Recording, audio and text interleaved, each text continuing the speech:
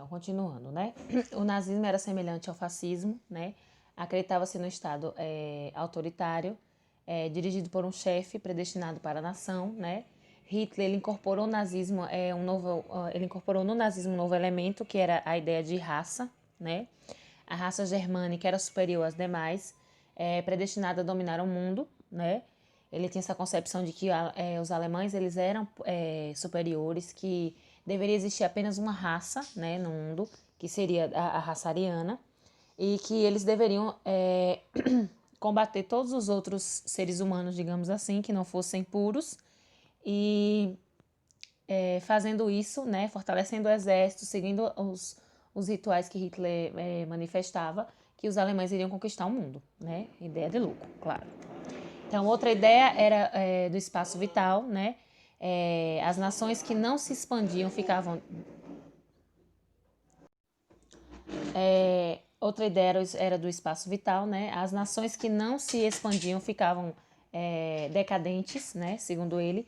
Os nazistas os nazistas queriam recuperar os territórios perdidos, né? Quando aconteceu o fim da Primeira Guerra, a Alemanha acabou perdendo território, então Hitler queria recuperar esses territórios.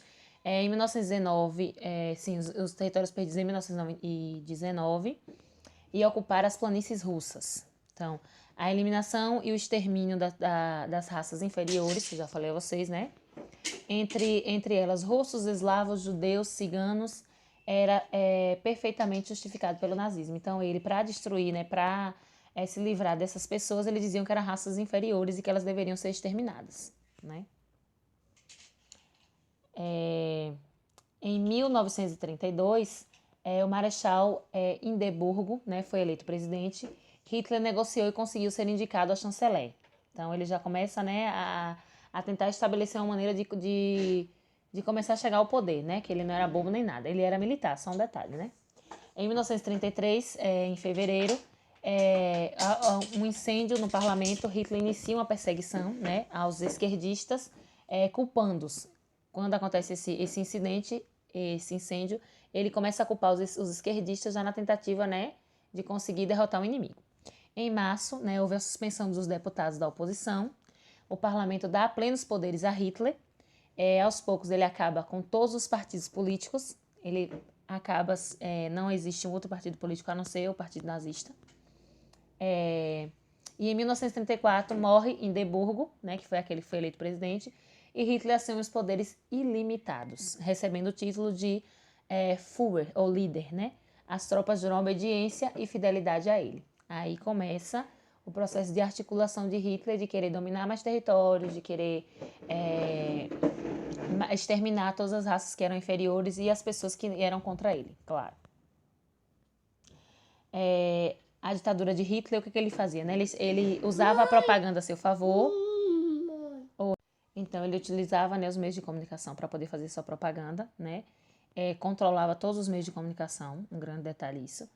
E ele usava isso para enaltecer o seu poder, né? Afirmar que os alemães eram superiores, que eles deveriam ser limpos, ser dignos daquele país. Ele usava a persuasão para poder convencer as pessoas, tanto que muitas pessoas foram convencidas pelo discurso dele, né? Perseguir os intelectuais, era o que ele fazia, judeus e opositores do regime. Livros considerados perigosos foram queimados em praça pública, ele fez isso. Criou os campos de concentração, onde ele levava os inimigos para aquele local, e lá eram colocados na câmara de fumaça, né? Então, uma atrocidade o que era feito com aquelas pessoas. Faziam estudos, os cientistas já usavam, eu li mesmo que usavam os anões para fazer estudos, para comprovar certas coisas, é um verdadeiro absurdo, né? Os sindicatos foram proibidos, né? Criou-se a Frente do Trabalho, que reunia patrões e trabalhadores. A economia era dirigida e planificada pelo Estado, então quem comandava tudo era o Estado. A construção de obras públicas diminuiu o desemprego, né? A educação passou a ser tarefa do Estado. As crianças eram criadas fora de casa e aprendiam as teorias nazistas de superioridade racial germânica. o serviço militar passou a ser obrigatório, né, em 1935, e inicia-se uma escalada armamentista. O exército bem treinado e armas de última geração tornaram o exército e a marinha alemãos mais potentes do mundo, né? Então, digamos assim, que a Alemanha queria se vingar de quem humilhou, de quem destratou ela lá na Primeira Guerra Mundial, né? Em 1936, por ocasião da Guerra Civil Espanhola, Hitler teve como testar todo o seu aparato bélico. O eixo romano, Roma e Berlim, a aliança entre Mussolini e Hitler. Na ocasião, eles invadiram a Abissínia, né, por Mussolini, e interferiu na guerra espanhola e testou sua força contra os exércitos democráticos. Então, o nazismo e o fascismo eles se uniram nesse momento, viu? Aí, um dos antecessores da guerra, nós temos as políticas de aliança, que isso vai estar no livro de vocês, certo? Na página 321, que aqui diz o seguinte, eu coloquei duas imagens aí, uma é um cartaz, né, de propaganda, né, do Pacto Anticomunista, em 1933, e aqui é o Pacto de Aço, que foi o pacto entre Hitler e Mussolini, certo? Na década de 1930, alguns operários europeus e pessoas da classe mais pobre passaram a considerar também as propostas comunistas como modo de superar os problemas sociais que atingiam as nações.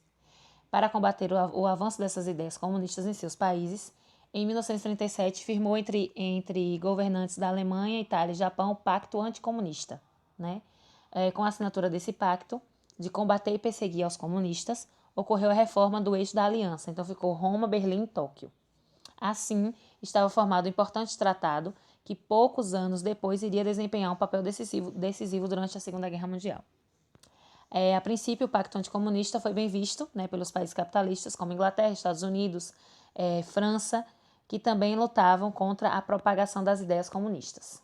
Então, o Pacto de Aço, que faz referência a essa segunda imagem aí, outro pacto formado no final da década de 1930 foi o Pacto de Aço entre a Alemanha e a Itália.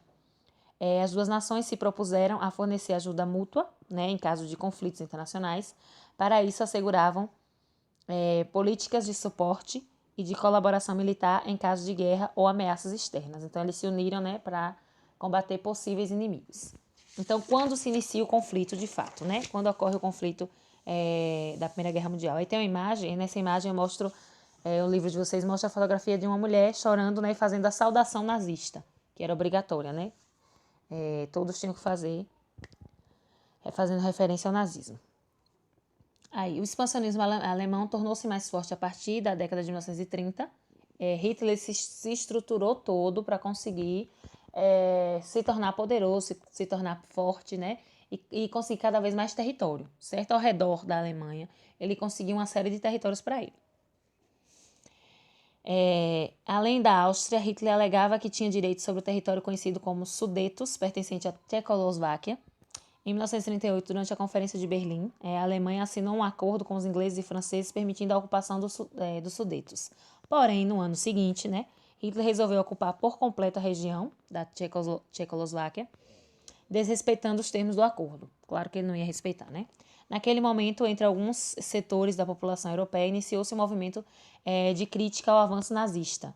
Então, a situação piorou quando, em 1º de setembro de 1939, o governo alemão invadiu o território da Polônia. Parte do país pertencia aos alemães antes da Primeira Guerra Mundial, e Hitler resolveu ocupar novamente a região. Ameaças com o expansionismo dos alemães e com as recentes anexações territoriais Inglaterra e França resolveram declarar guerra à Alemanha. Então, primeiro, a Inglaterra e a França acharam interessante aquela forma de governo que estava sendo feita na Alemanha e na Itália. Depois, né, quando eles viram que a situação ia pegar, que o negócio ia ficar mais sério, aí eles resolveram declarar guerra à Alemanha. Então, em 3 de setembro de 1939, iniciou-se a Segunda Guerra Mundial, né? Um conflito de grandes proporções, como eu já falei a vocês, que envolveu diversos países em um combate que durou cerca de 6 anos. Então, é um verdadeiro absurdo, né, meus amores? Em relação à fase nazista, aqui mostra um mapa, né, até onde Hitler conseguiu chegar, né? Com a situação de guerra, né, declarada, os primeiros passos alemães foram uma série de ataques navais na região norte em direção aos ingleses.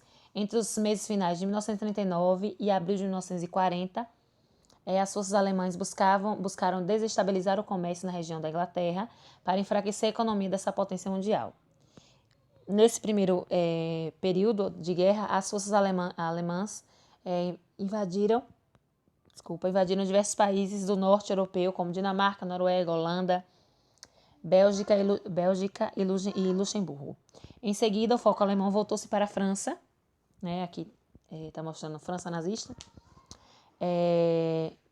Cadê? Os franceses, a princípio, acreditavam que seu território estaria seguro sob a proteção da linha de Maginot. Essa barreira continha muitas fortificações que eles serviam como defesa e estendia as fronteiras entre a Itália, a Alemanha e França. Os nazistas porém, contornaram a linha, né, e atacaram a França pelo norte em sua fronteira com a Bélgica. Aí, após o confronto, né, o contorno da linha, a França foi invadida pelas forças alemãs.